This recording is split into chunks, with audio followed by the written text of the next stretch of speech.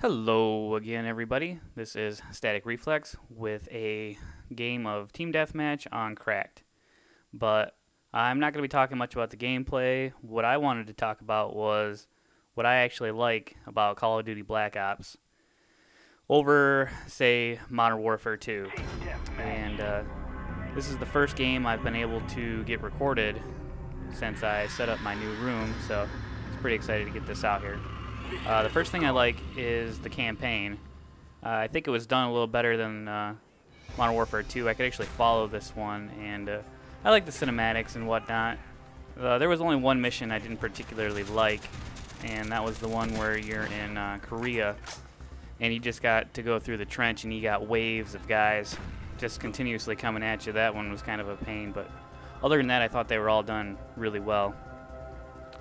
The next thing I like about Black Ops is the zombie mode, and I've always liked the zombie mode since World at War. I get with my friends and I don't know, we'd shoot endless zombies in the face all morning, all night. It didn't matter. It was just a good time.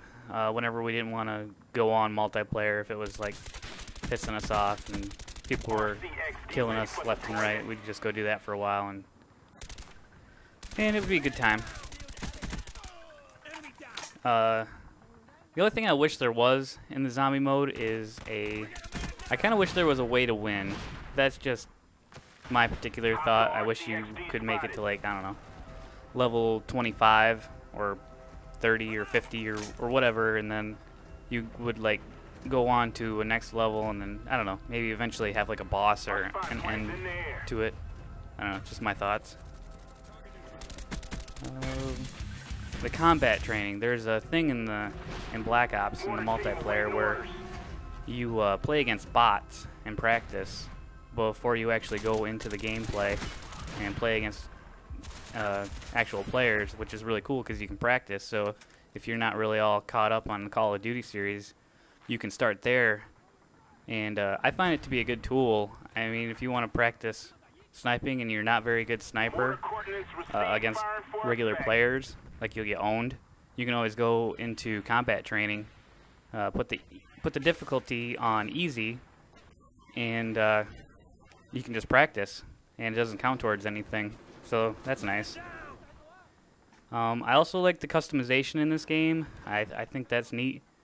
I wish it was a little bit more you could do, but I like how you can change the gun colors, and you get your face paints, and the class setups that you can do. So I like all the customization in the game. I think that's pretty fun. Theater mode. I like theater mode. I'm not using it here, and there's actually a couple games that I'd rather put up on here. I had 2 or 3 really good ones that I had saved while I didn't have my capture card up, and I lost them in theater mode. Like, it just, for some reason, it didn't save them, so I don't have them anymore. So I like theater mode, but I guess I wasn't too impressed with that aspect. Next thing is I like the maps.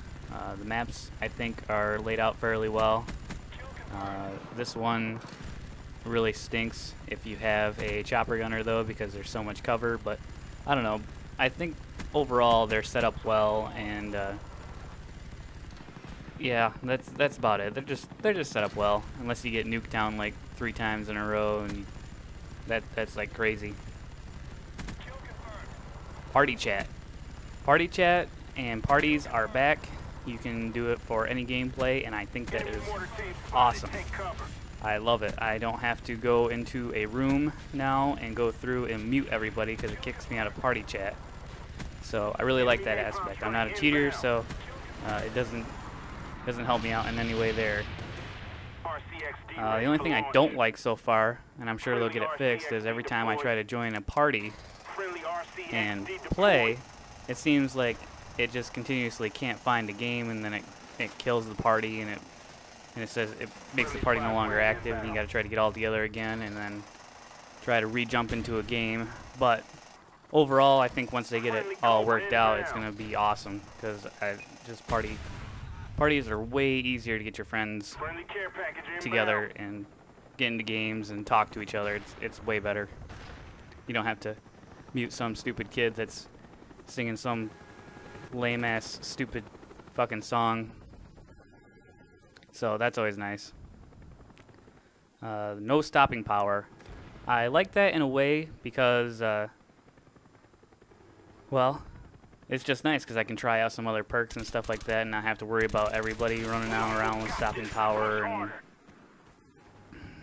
and you know, all that jazz. It's just, it's more fun to try new things out. The only thing, I guess I'm kind of hypocritical in a way. I kind of wish I had it sometimes, just because I could probably run and gun a little easier. It would be a little more forgiving if I shot somebody in the legs maybe a couple times instead of having to get him in the chest or to the head a couple times to get a quick kill, so I could take, you know, multiple people on at one time. But other than that, I'm still glad it's gone.